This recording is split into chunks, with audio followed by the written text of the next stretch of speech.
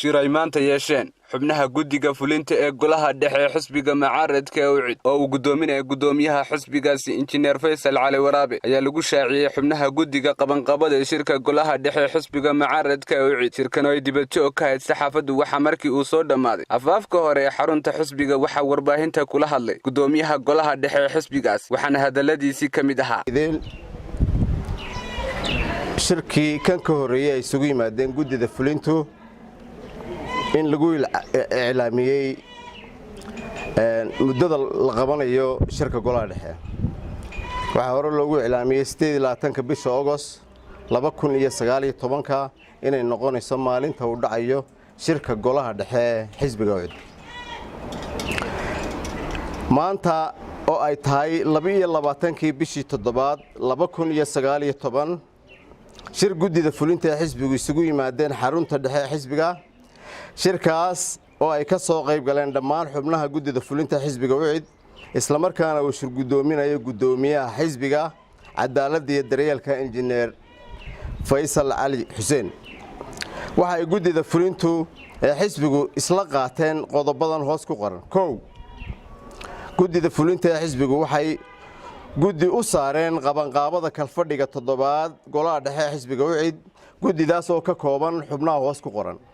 gudoomiye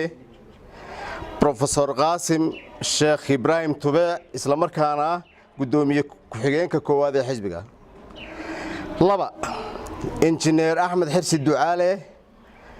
inuu noqdo gudoomiye ku-xigeenka guddida isla markaana xogayaha guud ee xisbiga Maxamuud Cali Muuse Jeer inuu noqdo xogayaha guddida qabanqaabada ee shirka golaha dhexe علي سليمان محمد بشير حسن حمري عبد الرشيد إبراهيم ساق سعاد عبد الله علي قري بروفيسور أحمد عبد موسى أبين يوسف كيس عبد الله عبد الغني إبراهيم سلف فكوبي طبعا كحمود قد إذا قابضوا أو قدوميه وياي بروفيسور قاسم شيخ إبراهيم تبع sidoo kale waxa uu gudoomiyuhu sheegay in shirka golaha dhexe xisbiga uu ka dhici doono magaalada Burco ee xarunta gobolka Togdheer waana kan isagoo arrimahaasi ka hadlaya qodobka labaad guddida fulintu waxay isla qaadatay guddida fulinta xisbigu waxay go'aamiyeen in kal fadhiga toddobaad ee golaha dhexe xisbiga UCID lagu qabto gobolka Togdheer caasimadiisa Burco qodobka saddexaad guddida fulinta xisbiga UCID waxay xukuumadda Soomaaliland u soo jeedinayaan inay xeer ka soo saarto dadka rayidka ah ee warbaahinta isu marinaya hadallada isku dirka ah qabyaaladda ah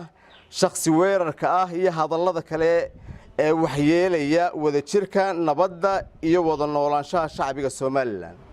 sidoo kalena waxa ay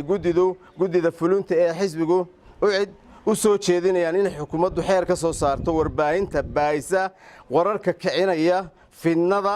kalena fogeynaya bulshada reer Soomaaliland Axmed Maxamuud Cumar Axmed Dayax Bulsha TV magaalada Hargeysa